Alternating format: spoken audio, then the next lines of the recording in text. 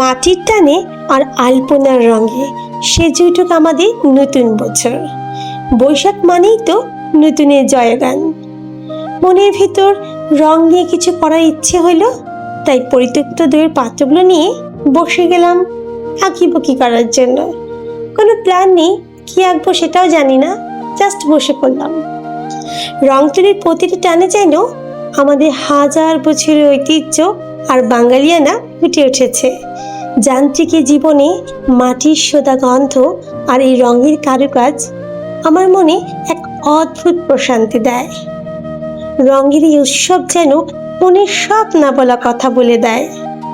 নতুন বছর সবার জীবনে নিয়ে আসুক অনাবিল আনন্দ আর নতুন সম্ভাবনা।